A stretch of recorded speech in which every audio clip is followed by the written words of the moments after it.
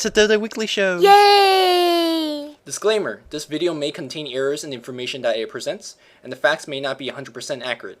However, if I made a mistake, please post a comment in the comment section below or send me a private message. Without further ado, hey ladies and gentlemen, welcome to the Dota Weekly Show, your source of news, tips, and whatever else that interests me. I am Luminous, your host for the DWS, and without further ado, let's get on with the news.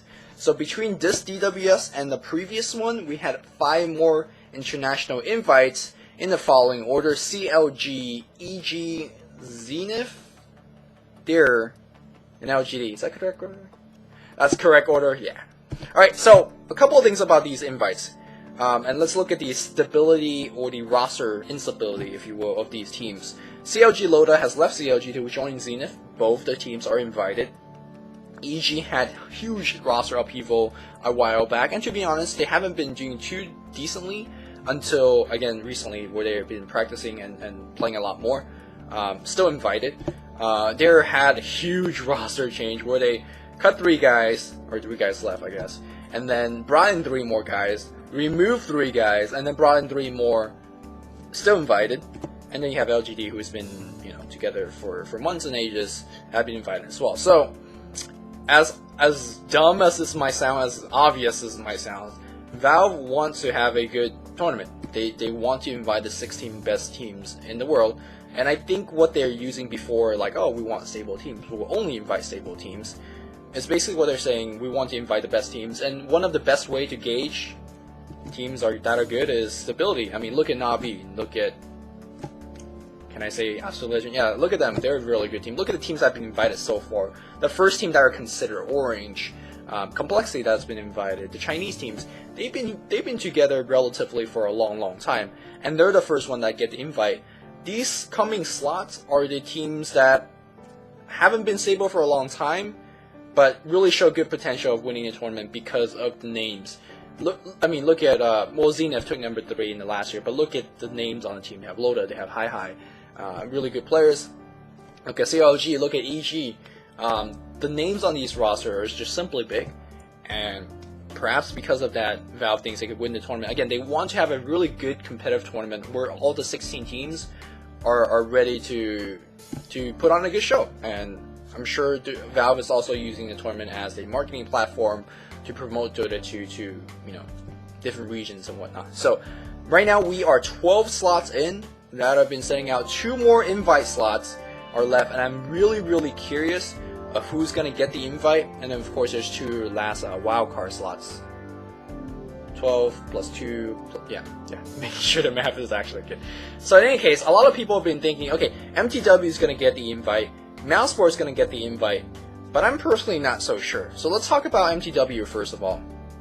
MTW has been a team that's been relatively stable, at least compared to the teams that I just named, and they haven't got the invite so far. So a relatively stable team haven't got the invite, whereas a relatively unstable team has gotten the invite before them. That alone makes me think that MTW is not gonna get it. Maybe Valve don't think they're gonna be competitive in the tournament, so maybe they're not gonna get the invite. MouseSport, I'll get to it in just a bit. MouseSport also has a lot of upheaval in terms of roster, but despite of the good result they've been putting on, they haven't been invited, and I really don't think they will be. Again, more on that later. And a lot of people are saying, oh man, these last 2 slots gotta be European teams because we have so many Asian teams, so many Chinese teams relative to the European slots, and a lot of, I guess, Westerners have been saying, man, European Dota is where it's at.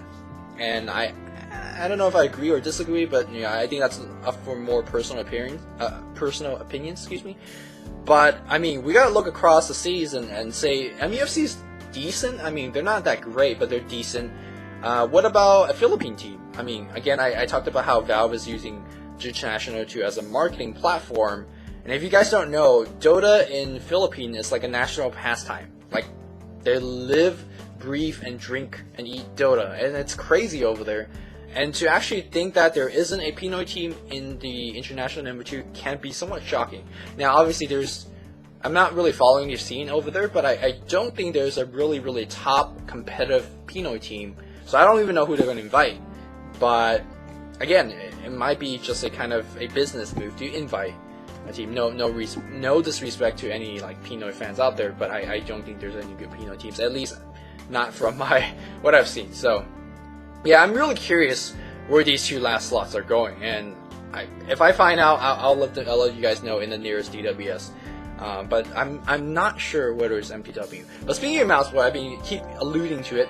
So last time I think I talked about how Come With Me has joined MouseSport. If I haven't talked about it, well, I'm talking about it now. Come With Me has joined MouseSport. So this is a team that had, I don't even know who's on the roster anymore because they keep changing. Kuroki and Fire was on the team for a bit. Kuroki left for Virtus Pro. Fire got kicked, and today it was reviewed that Fire got removed or kicked because Sing Sing gave Twista, who was the captain, it's like Sing Sing said, either Fire leave or I leave. So facing that ultimatum, Twista says, okay, Fire, and Twista and Fire were personal friends, so they removed Fire. They brought in 1437, a Canadian support player, very good player in my opinion. And then they also brought in Come With Me, who is also a support player in the European scene. So they had a 6-man roster for a bit. Sexy Bamboo, Black, Sing Sing, Twista, Come With Me, 1437. Yeah, I can't believe I named all 6 players because they've been changing so frequently. And then just a couple of days ago, or today, whatever the time frame is, Twista got removed. Captain or not, he's been removed. And there was just kind of like a long article on Ghost of Gamer, you can read it if you want to. And there's just a lot of drama on how Twista left. A lot of things that shouldn't be brought to public was brought to public. And some of the pro players, I'm reading the comment section, their opinion about it is like Twista, who I guess ratted out the situation or publicized the situation, should not have done so. What Twista was saying that, he's a team that brought everyone together, and he got removed by his own teammates without even himself knowing until like now. So kind of got backstabbed is the message I'm getting at. But at this point, we don't know what really is. It's kind of like a he said, she said thing. Join Dota, who was the website that got the article together, or was it Ghost of Gamer? Sorry if I'm misquoting in any case. The article writer went to Sing Sing, went to Sing Sing and also went to Pacey, who is the associated with MouseSport, to confirm this. And they Sing Sing and Pacey was like, yeah, that's what happened. We backstabbed them. I'm not too sure if that's a strong statement. And Twista says no more. So in terms of the public opinion about this, a lot of people that are watching is like, oh, Twista's not that good of a player, so he should have seen this coming. Which is, yeah, I'm not sure if you agree on that, but that's where I'm coming from with the whole I don't think Mouz is gonna get invited. Like, they keep changing your roster each and every day. I mean, sure, stability is not the most important factor, but it's on the other extreme here where you're like, how many names have I dropped off? So Twista, 1437, Sing Sing, Sexy Bamboo, Black, Fire, Kuroki, Come With Me. There's so many players that are going in and out. If I'm Valve, I'm not sure whether I'm comfortable inviting a team that, I don't know, 3 weeks from now on is having a different roster. If they do invite MouseSport, then yeah, congratulations MouseSport. But personally, I'm not sure if I'm comfortable if I'm Valve doing that invite. So that is a drama. More drama just right now before I start recording the Dota Weekly Show. Playmate has updated in his Facebook page that he will not play Dota anymore. No more competitive Dota, no more pubbing Dota. He is done, and he's gonna be deleting from his Facebook page. What? That was my reaction of it. They just got signed. I think, wasn't it last week when I say they got signed with Copenhagen Wolf? Yes, it is the capital of Denmark. Thanks for all the people that repeated that to me. Thanks, I have now learned. Yeah, they just got signed with Wolves. Like what? A week ago? 10 days? 2 weeks? And now Playmate's not playing, so now the Wolves are down 1 player. I don't know if the whole team is going to disband. I don't know what's going on in European Dota, but it's not looking good. Playmate is such a fun player to watch. One of my favorite players to watch. But, well, I'm not sure if he's just QQing or if he's trolling or whatever he's doing. I hope that's not it. We don't have any official statement from the team just yet, so I don't know how. Well, he said it himself on his Facebook page. I guess that's pretty stable or official. So yeah. When I find more about the situation, I'll let you guys know. So with all the drama issues, let's end on a happier note. Team Infuse, my homeboy Waga's team, has actually won Ghost League #2. I'm a really big fan of Team Infuse. I feel like they've been on the scene for a long time, and they're always up there, but never really beating a team to really prove themselves. And I think this is a good step to start proving themselves. This is one of those teams that's been stable, but haven't been invited to the International 2, and thus I don't think they're going to be invited to the National 2. Kind of the same argument I gave for the MTW. But regardless, they won a tournament, or they won a group, they won, which is congratulations. Waga, if you're watching this, I'm a big fan of your team, and I'm a big fan of your play, so continue doing what you do. Alright, so that's going to conclude all the news section. Now, normally this is where I kind of go into a tip section and give you guys a tip about general stuff. I'm not going to do tips today because I got a lot of requests asking me whether I have read NS's blog about Roshan and to share my opinion about his blog. And yes, I have read it, and instead of doing a tip section, I'm going to share my opinion about 2 blogs. So NS's blog post, let's go into that. So if you haven't read it, I will put a link in the description below, because if you haven't read it, you won't know what I'm talking about. I'll try my best to summarize what I believe he has said, but it's originally written in Russian and then translated in English, so a lot of it's kind of jumbled up, and I'm not sure if I'm getting exactly what NS is saying. So the crux of his point is that Roshan is somewhat favored towards the dire side. I mean, not the newest thing. He began the article, or began the blog post, about a little bit of history about Aegis, a little bit of history about Roshan, and things like that. So his 3 fixes, he has 3 fixes about the Roshan in general, and his argument is all you need is to do one of these fixes and it'll fix the problem. First of all, to make Roshan less dire favored, and he kind of went into saying how exactly is dire favored. I'm sure you guys don't need me to tell how he's favored, but you know, you have 4 towers, 4 exterior towers, the middle tier 1, middle tier 2, bot tier 1, bot tier 2 for dire. They give you very, very good easy access into Roshan. So basically Radiant, if they want to stay even in terms of Roshan advantage or disadvantage, they have to knock down 4 towers to do so. Meanwhile dire, they really have to just knock down like 2, the middle tier 1, and perhaps the bot tier 1. All they have to do is knock down those towers, and suddenly dire is really in an advantage position. Also, because of the way that the Roshan camp is put in a dire position, Radiant only has 1 path to go in, because, and this is kind of from their own jungle into the Radiant, like you could swing around the ancient camp and go in there, but if the tier 2 bot is there, you can't do that. If the tier 1 mid is up for dire, they can't swing and smoke gank on the left side either. So the avenue into the Roshan path is very unsafe for Radiant, and that's what Enz is also talking about. Also, when both teams kind of having a Mexican standoff in front of the Roche pit, the dire could farm Ancients, will give you quite a bit of gold. The Radiant really can't farm that much, and you'd be saying, well, isn't there entire jungle behind the Radiant? Can they farm that? Not really. Like, you really gotta camp right on that slope, because if you leave and farm your own camp, most likely the enemy supports will de-ward you if you're on the Radiant side, and you're gonna lose ground. You're gonna lose positioning. Whereas again, dire could just sit back right in front of their Ancients and farm that. And of course, the Ancients give you more gold than whatever the Radiant jungle could offer up. So in that sense, it's more dire favored, and it says that's unfair, man. You gotta fix it up. But I mean, kind of a rhetorical question. Why do we even need to balance both sides? Sure, dire has advantage, and I'm sure every pro player you're gonna ask is like, we prefer to play on dire because he has more advantage.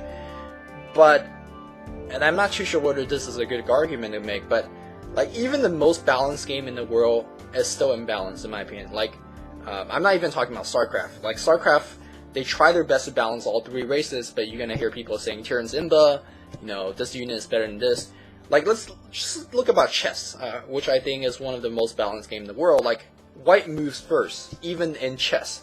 So, and I'm not a chess master myself, but like, if you're playing white and you're playing black, you have different strategies. Like, if you're playing Radiant, you're playing dire, you have different strategies, you have different picks. And NS himself have said that. Like if you're playing on different sides, you have different strategies to reflect on which side you're playing. And I think that's great. When you have different strategy, it adds more versatility and whatnot. So maybe you're asking, well, if it's unfair, even if you have different strategy and it makes a game more versatile, isn't that still unfair as a game? Which it may be, but I actually did a little bit of researching. Bruno, which is one of our statistician and statistician or stats guy on DotaCommentaries.com, he's been compiling a lot of games since from Dota 2, the original international, till now. He's been compiling a lot of matches, 953 matches so far. Now he's missing a couple matches here and there, but generally all the matches are there. In 953 matches, about 50.5% are Dire wins. 49.5% are Radiant wins. Almost about 1,000 matches, the numbers are split down the middle. Now again, there's some matches that are missing, but barring no big coincidences, I think, you know, it's fairly even. That's a huge sample size. And the data shows that, at the very least, the Dire advantage isn't that big advantage. Slight swing of 1%. That's not that big of a deal in 1,000 games. But what was very interesting is a 54% to a 46% difference when a team has first pick and when a team has second pick. So maybe that's where the real imbalance is. So I'm not sure whether, yeah, sure, Dire has the advantage, but the stats show that they don't. So, of course, again, like, sure, Dire has the advantage, but is that a bad thing? Like, it's not like, you know, if you're playing on Dire, the next game you're gonna switch over to Radiant. So, does that even require a fix? So that's one of the big point of the article, and I'm sorry if I'm being a little bit more. I'm thinking as I speak here, so I didn't come prepared about this. It's kind of like in my initial glance, other than the research I did though about the statistics. So that's why I'm kind of mumbling through my words. That was his first main point. The second main point is make Roshan a little bit stronger. Roshan right now is too easy to take down. So some of his suggested changes is to make armor debuff to not work. So things like Medallion Courage, Amplify Damage, Bench Terror, you know, whatever minus Shadow Fiend Aura, whatever minus armor stuff to make it not work on Roshan, or give Roshan some type of you know how when illusions attack Roshan, it has this anti-illusion aura and instantly kills all the illusions. Make that aura apply to like summons as well, instant kill summons, and you know, just make Roshan generally a little bit more difficult to take down.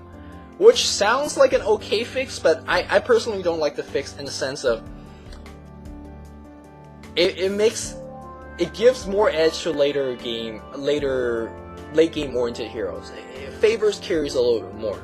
Right now in the current metagame, at least in the European side, if you push down 6 exterior towers very quickly, and most teams easily could do so in like 18, perhaps even 15 minutes, and then you go into the Roche Pit to grab that Aegis and you go for the final GG push. Right now, the quote-unquote weak Roshan really favors a team that could grab an early game map control, mid game map control.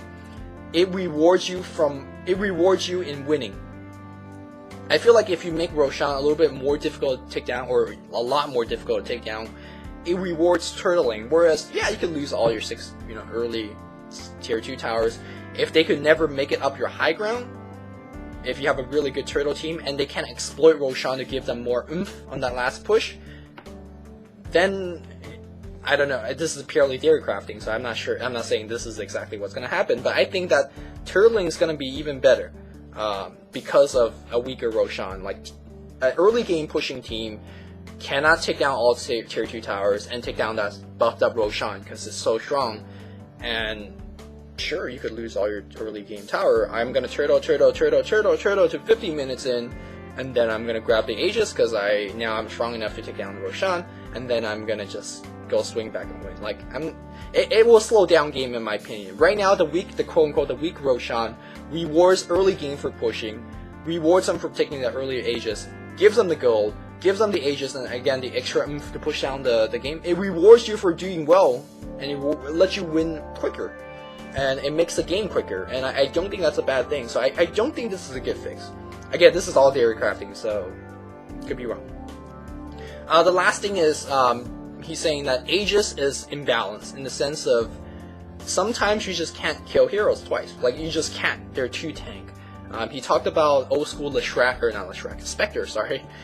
Spectre, where he has a heart, he has a Radiance, has Dispersion, has probably a Mantis out. You kill him once, you're like, oh man, we finally won a team fight, and he responds with Aegis, and you simply just don't have enough gas to kill him a second time. And yeah, I know that feeling. That definitely happens. And also, he's making a point of current metagame where right now, if you're not following the Dota 2 metagame, there's so tank Leshracs out there. They're like so tank. BKB, Bloodstone, Hearts, things like that. And in one life, he does so much damage. He uses BKB and you try to burst him down, and you finally kill him. And then he responds with the Aegis and he kills you again. So he's saying that like these heroes are so difficult to brought down that Aegis almost removes, I guess, the skill factor of it, because sure, there's an enemy Aegis on a Lesh, but you hex him, you shackle shot, you Nisha on him, you chainstone the hell out of him, and you kill him. But with the Aegis, no skill required, he comes back alive. And he's saying that's kind of unfair, which I think is a fair point. And then he says, why don't we just remove Aegis altogether and replace it with Cheese? And then, you know, he's saying that Cheese and Aegis does a couple, you know, really similar things. It brings you back to full health. It immediately makes you come back to team fight, but it requires you to have some skill intense. Like, if the enemy team still has the option to chainstone you down, and then you can't use Cheese. And if you can't use the Cheese throughout that duration, then you probably deserve to die anyways. That was kind of NS's argument. And I'm not a big fan of that argument either. I feel like Aegis of Immortal adds a distinct flavor that I don't think any other game has. And in combination with buyback, it can be somewhat abused. In early game, and single Aegis doesn't mean too much. What he's kind of talking about is the late game, intense late game situation where you can't kill a hero twice. But you gotta keep in mind, in those intense late game situation, I want you to think of really, really farm Morphling. Think back to that Mouse game, yeah, Mouse versus Navi, where Mouseboard had an intense farm Morphling. Think back to your favorite 90-minute Chinese Slugfest games, where, I don't know, Spectre has an Aegis, Morphin has Aegis. Those are the games where those carry heroes are already fully decked out on 6 tier or 5 tier 4 items and an Aegis. You're giving up an inventory slot, which you guys might think I'm totally trolling about this, but your 6th inventory slot, that's so huge. That's your TP scroll, or if you have a Boots of Travel, that's your Heart, that's your Manta, that's your BK, whatever that slot might be. That having one less slot to have an instant reincarnation might not even be the best thing. I'm not even trolling about this. Maybe having that 6 slots and giving your Aegis to your Crystal Maiden and having that Boots of Travel to revive, buy back, and then pour back into team fight, that might even be better. So like, Aegis Immortal is broken for the first 50 minutes of the game. I completely agree with that. But in that stage of the game, you fought for that Aegis. You grab those early tower. Again, it rewards you from doing well. And in those first 50 minutes, sure, Aegis and Cheese, whatever, it's all good. But it comes in a cost, is what I'm trying to say. Aegis or Cheese, it comes in a cost of having inventory slot being taken. And that doesn't change whether you're using Aegis or Cheese. What I'm trying to say is, Roshan, I feel like, yes, currently, to summarize all this, 10 minutes of ranting so far, it's imbalanced. It's dire favor. Although the stats don't show it, I feel like, you know, most pro teams will still like to play on the dire side. Making Roshan stronger, I don't think that's a good fix. Not dropping Aegis, I don't think that's a good fix either. Like, some heroes actually benefit from having Cheese. Can you think of Dragon Knight? Like, he doesn't want Aegis, he wants Cheese. Crabulus, he wants Cheese. Now, there's very little very little heroes like that. I think Ursa, he wants Cheese as well. He wants to be in team fight and do all that stuff. A lot of heroes, they just want Cheese. Aegis, I think it's been in the game for such a long time. I don't think it's really imbalanced. And this is actually the first professional player that I've heard been crying how Aegis is imbalanced. I don't think that should be fixed. Like, instead of dropping Aegis, it's drop Cheese. I don't think that's a good fix either. If the only fix is even needed, I feel like, is perhaps making it less dire favor. But even that, I don't think that's necessary. So, long rant. That was kind of my reply to NS's. I almost hope, I almost wish I sat down and wrote out the response instead to make my thoughts more collected and less rambling and less stuttering like. But hopefully the general idea came across. So that's my reply to NS's blog. A second blog that really caught my eye this week is Fluff and Stuff's blog. Fluff and Stuff from Team Complexity. He's a captain there. He wrote he according to him took him like 3.5-4 hours to write the blog post. He wrote a really long blog about how to break into the competitive scene as a novice beginner player looking to become a professional player perhaps someday. And I feel a lot of my viewers out there are constantly asking me, like I always get these PMs, like, oh, how do you become a professional player? What, do I sign up for tournaments? What do I do? How do I make a team? Look to that article if you're interested in that kind of thing. And it's actually very useful tips. Reading that article makes me want to be like, man, I really wish I could have became a professional player. There's a lot of grueling, challenges along the way, but from the way that Fluff wrote the article, it looks like it's going to be really fun as well. So yeah, I'm just going to make a big shout out to the article, put the link in the description. So if you want to break into competitive scene, whether it's going to just join a couple of amateur tournaments or looking to be the next Navi, that kind of thing, do check that article out. I believe it's very helpful. And also, that's not the only blog post he writes. He writes a lot of other blog posts, and I definitely recommend to check out that blog post and his other blog posts as well to kind of get whatever useful information. Because he's a guy that has made it. He's gone from your average APM game player to a professional player that is on a great team that has been invited to the international. Like, he's made it. You should read what this guy has to say. It's definitely very helpful. So, very good article. And yeah, that's gonna be the long-winded discussion about articles and whatnot.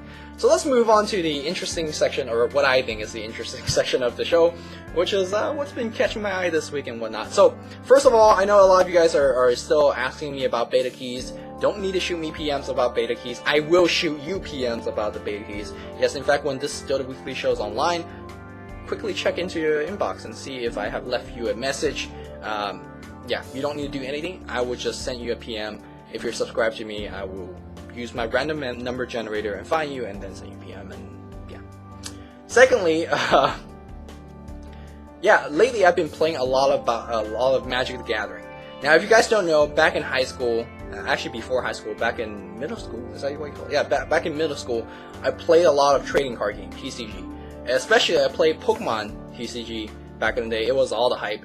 And I was very good in Pokemon TCG as well. At one point, I was ranked number 2 in California. So I could actually use the title Pokemon Master.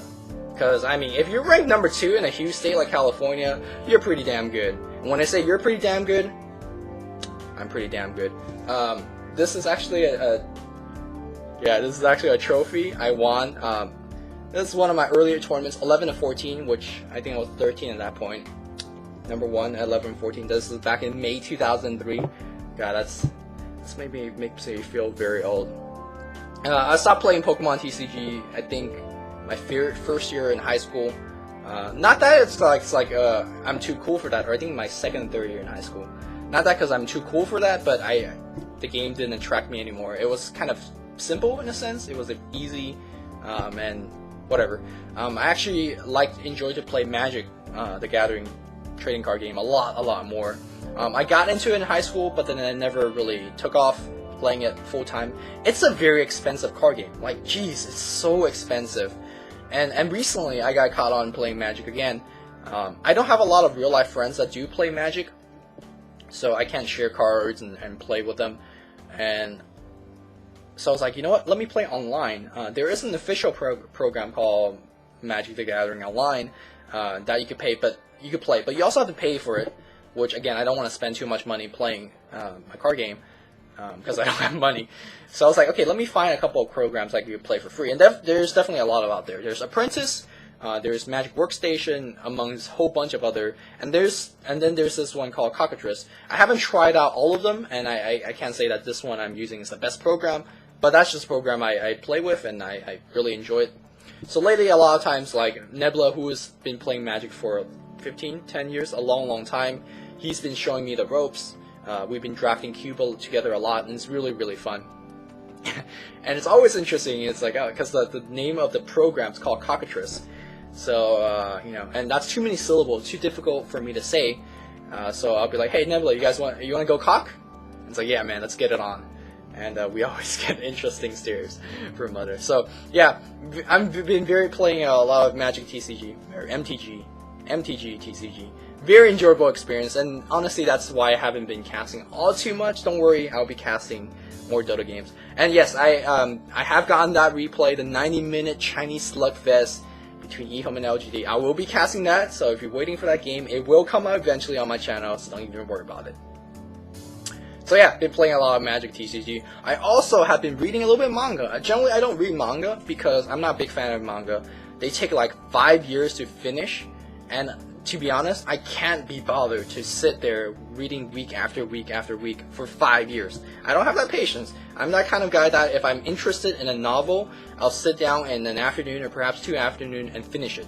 If I'm interested in anime, I'll watch the whole thing in 3 days. I need to know what the hell happens at the end. Manga, they take a long time, so I generally don't read them until it's finished. And even when it's finished, I've lost interest or whatever. I don't want to read it. But recently, I started out watching an anime called Kuroko no Basket, from the title, which is a basketball anime. And it was such an interesting anime that once I'm done, like, there was only 3 or 4 episodes that was aired at the time, and I was like, oh, this is very interesting. I know there's a manga for it, and right now the anime is really slow, so let me just jump into manga and then keep on reading. So, and I gotta say, fairly addictive. I over the course of 2-3 days, I think I've read like 150 chapters or so. And I'm not a fast reader by any means, so I kind of just like was hooked on it and was reading it quite a bit. In terms of my recommendation, personally, I'm not a big like shonen fan, nor am I a big sports genre fan, and it's about basketball. So it's okay. Like now, despite what I said, I'm not a big fan of genre. I was still addicted to it, so I guess to say that that's a very good series. Also, I find it a little bit amusing in a sense, or maybe kind of like low-worthy, eyebrow-raising worthy, eye-rolling worthy. I'm not sure if you guys read a lot of shonen manga or watch a lot of shonen anime. Like one distinct feature is that you always have a name of a special move. So like in Bleach, it's called Bankai, right? I don't even watch Bleach. I think I watched like a couple episodes of Bleach, but yeah, there's a name for your special move, right? And it's so like dumb in a sense where, like for example, there's a character in Kuroko no Basket where he's a great 3-point shooter, and he shoots a 3-point, and he calls it like the barrier step shot or something. I'm like, dude, that's a fadeaway. Don't call it the barrier step shot and make it sound all awesome. It's just a fadeaway jump shot. There's another guy that shoots a good inside shot, and they call it the phantom shot because you can't block it. Dude, it's a jump shot. So that's kind of where I'm like rolling my eyebrow about all these names about a layup or a dunk or a jump shot. But overall, it's actually a fairly addictive anime. If you're a big fan of sports anime in general, or basketball in general, definitely check it out. So, yeah. I feel like this has been a very long episode of the Weekly Show. Perhaps in the middle section where I rant on really long. But overall, I hope you guys enjoyed it.